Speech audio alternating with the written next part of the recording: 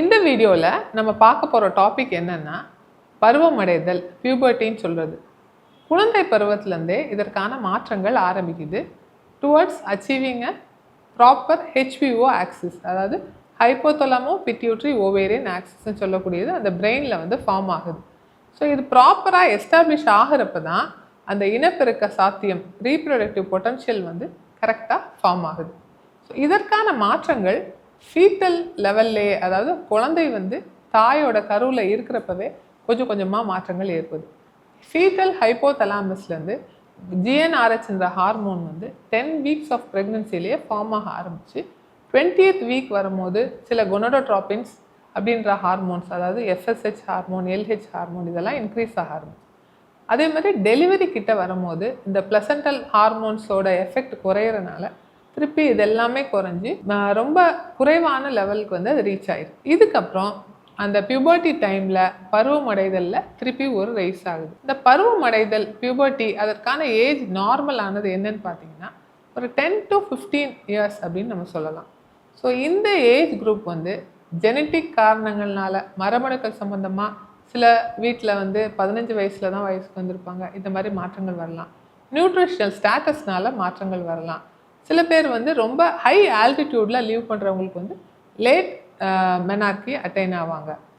ட்வின்ஸில் பார்த்தீங்கன்னா 2 குழந்தைங்கள் பெண் குழந்தைங்களாக இருக்கிறப்ப சில நேரத்தில் வந்து 6லேருந்து 8 மாதம் டிஃப்ரென்ஸில் கூட அவங்க ஏஜ் அட்டன் பண்ணுறதுக்கான வாய்ப்பு இருக்குது.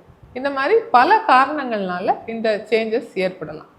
எப்படி வந்து அந்த பியூபர்ட்டின்ற சேஞ்சஸ் ஏற்படுது? ஏஜ் அட்டன் பண்ணுற டைமுக்கு முன்னாலேயே ஒரு 2 to 3 இயர்ஸ்க்கு முன்னால் எல்ஹெச் சர்ஜ் அப்படின்னு ஒரு கொனடோட்ராபின் ரிலீஸ் ஏற்படுது. ஸ்லீப் வேக் சைக்கிள் அப்படின்னு ஒரு சர்க்கேடியன் ரிதம் ஃபார்ம் ஆகிறதுனால பிரெயினில். ஸோ இதனால் பாடியில் வந்து நிறையா சேஞ்சஸ் ஏற்படுது. இதில் முதல் சேஞ்ச் என்னன்னு பார்த்தீங்கன்னா பிரெஸ்ட் ஃபார்மேஷன். இதை தான் நம்ம தெலார்கின்னு சொல்கிறோம்.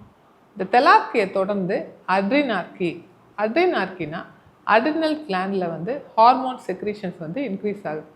இதை தொடர்ந்து பெண்களுக்கு ஏஜ் அட்டன் பண்ணுறதுக்கு முன்னாடியே அந்த க்ரோத் ஸ்பர்ட், அவங்க ஹைட் இன்க்ரீஸ் ஆகிறது வந்து இந்த ஹார்மோன் லெவலோட கண்ட்ரோலில் வந்து ரொம்ப அதிகமாக இருக்கும். அந்த க்ரோத் ஸ்பர்ட் முடிஞ்ச பிறகு தான் லாஸ்ட்டாக சொல்கிற ஸ்டேஜ் தான் மெனார்கி. அந்த மெனார்கின்றது தான் அந்த ஃபஸ்ட்டு மென்சஸ்ன்னு சொல்கிறோம். இதை தான் நம்ம வந்து அந்த பருவமடைதல்னு தமிழில் சொல்கிறோம். ஸோ இந்த மெனார்கின்ற ஸ்டேஜ் அட்டைன் பண்ணுறப்ப அந்த ஈஸ்ட்ரஜன் ஹார்மோனோட பாசிட்டிவ் ஃபீட்பேக்கும் கொனடோட்ராபின் ரிலீஸோட பல்சட்டாலிட்டியும் ரொம்பவே இம்ப்ரூவ் ஆகி அந்த சேஞ்சஸ் வந்து ஓவரீஸில் மட்டும் இல்லாமல் யூட்ரஸ்லையும் ஏற்படுறதுனால அந்த கர்ப்பப்பையிலேருந்து அந்த இரத்தப்போக்கு ஆரம்ப நிலைக்கு வருது. ஸோ இது எல்லா ஹார்மோன் மாற்றங்களும் ஹெச்பிஓ ஆக்சிஸ்ன்ற கண்ட்ரோல்லேருந்து ஏற்படுது. நார்மலாக மெனார்கி அடைந்த ஒரு பெண் வந்து ஒரு 2 to 3 இயர்ஸ் ஆகும் இந்த ஹெச்பிஓ ஆக்சிஸ் நார்மலைஸ் ஆக. அதனால் சில பேருக்கு ஃபஸ்ட்டு ஒரு 1 to 2 இயர்ஸ்க்கு ப்ளீடிங் கொஞ்சம் குறைவாக வரலாம், இல்லை கொஞ்சம் அதிகமாக வரலாம். சில பேருக்கு இர்ரெகுலர் ப்ளீடிங் கூட இருக்கலாம்.